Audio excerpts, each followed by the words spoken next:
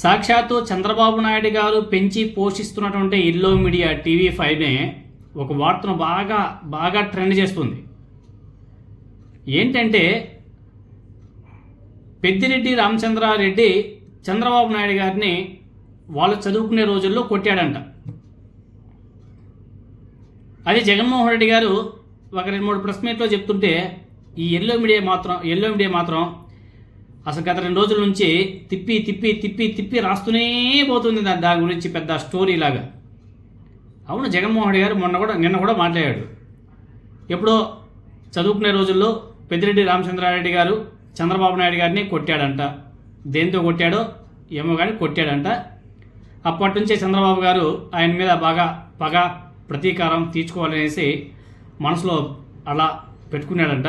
దాన్ని ఇప్పుడే కాదు, ఆయన రాజకీయంలోకి అడుగుపెట్టిన తర్వాత నుంచి పెద్దిరెడ్డి రామచంద్రారెడ్డి గారి ఫ్యామిలీని బాగా టార్గెట్ చేస్తూ పోతున్నాడు. దొరికిన ప్రతి సందర్భంలోనూ ఆ ఫ్యామిలీని బాగా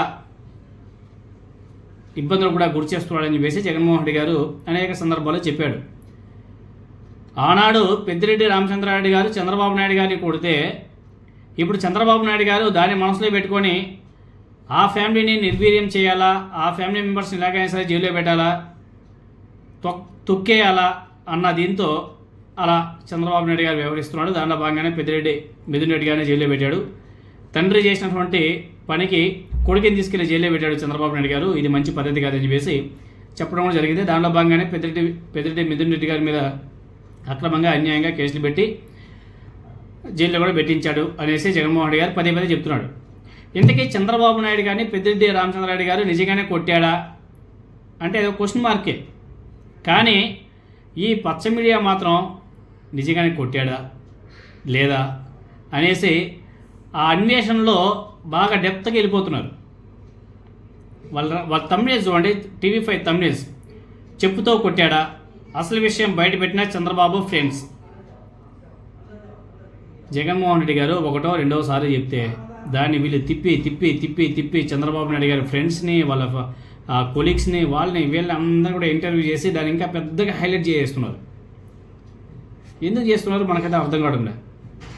చెప్పుతో కొట్టాడా లేక చేతులతో కొట్టాడా అనేది ఇప్పుడు రాష్ట్రంలో ఒక ట్రెండింగ్ న్యూస్ అయిపోయింది పచ్చ మీడియాలో. దేంతో కొట్టాడనేది నిర్ధారించడానికి రాష్ట్ర స్థాయి నుండి జిల్లా స్థాయికి ఈరోజు తీసుకువచ్చారు.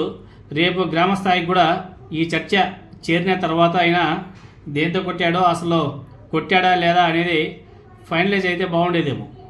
చూడండి, TV5 వాళ్ళు చెప్పుతో కొట్టాడా, అసలు విషయం బయటపెట్టిన చంద్రబాబు నాయుడు గారి ఫ్రెండ్స్. ఏంది ఇది? ఆ జగన్మోహన్ రెడ్డి గారు ఒకసారి అంటే వీళ్ళు పదే దాన్ని తిప్పి దాన్ని గబ్బులేపేస్తున్నారు. లాస్ట్కి చంద్రబాబు నాయుడు గారి పరువుని ఈ పచ్చ మీడియానే బజార్లో పడేస్తుంది. చాలా దారుణం. ఇటువంటి వార్తలు ఎవరు కూడా రిపీట్ చేయరు, ఎందుకంటే అవి మంచిది కాదు. మళ్ళీ ఎందుకో ఈ పచ్చ మీడియా దాన్ని మాటికి ఎందుకు రిపీట్ చేస్తుందో అర్థం కావడం లేదు. రిపీట్ చేసి సానుభూతి పొందాలని చెప్పేసి చూస్తున్నారా మనకైతే అర్థం కావడం లేదు. ఇక్కడ సానుభూతి దేవుడికి కానీ ఇంకా అసలు చంద్రబాబు నాయుడు గారి పరువును మాత్రం పచ్చ మీడియా రోడ్డు మీద పడేస్తుంది. ఇంకా ఎవరో ఒక ఆయన నాయుడు అంట, ప్రొఫెసర్ సుబ్రహ్మణ్యం నాయుడు అంట, ఆయన కూడా ఒక వీడియో రిలీజ్ చేశాడు చంద్రబాబు నాయుడు గారి గురించి. చంద్రబాబు నాయుడు గారిని పెద్దిరెడ్డి రామచంద్రారెడ్డి గారు కొట్టలేదు, జగన్మోహన్ రెడ్డి గారు మాట్లాడింది తప్పు అని చెప్పేసి దాని మీద మళ్ళీ ప్రొఫెసర్గా ఉన్నటువంటి ఆయన వీడియో చేసి మరీ వదులుతున్నాడు. అయ్యా బాబోయ్, ఆ వీడియోస్ అక్కడికి వదలండి స్వామి. ఎందుకు చంద్రబాబు నాయుడు గారి పరువుని అలా రోడ్డు మీద పడేస్తారో మనకైతే అర్థం కావడం లేదు. పెద్ద మేధావులు మరి వీళ్ళంతా కూడా ఎందుకు ఆ విధంగా చేస్తున్నారు మనకైతే అర్థం కావడం లేదు. చంద్రబాబు నాయుడు గారి పరువుని వీళ్ళే గంగపాలు చేస్తున్నారు. నిజంగానే చెప్తున్నాము, వీళ్ళే తెలుగుదేశం నాయకులే గంగపాలు చేస్తున్నారు. ఇంకా మన TV5 సాంబా అయితే మాట్లాడుతున్నాడు. ఒకసారి మీరు అందరూ కూడా వినండి. పెద్దిరెడ్డి రామచంద్రారెడ్డి గారిని మాట చెప్పమనండి. పెద్దిరెడ్డి రామచంద్రారెడ్డి గారికి ఈ మాట చెప్పమనండి. ఇప్పుడు నిన్నే సుధాకర్ నాయుడు, అలాగే పద్మనాభ నాయుడు, నారాయణప్ప వీళ్ళంతా చంద్రబాబు నాయుడు గారికి క్లాస్మేట్స్. పెద్దిరెడ్డి రామచంద్రారెడ్డి గారు చంద్రబాబు నాయుడు క్లాస్మేట్ కాదు, ఆయన జూనియర్.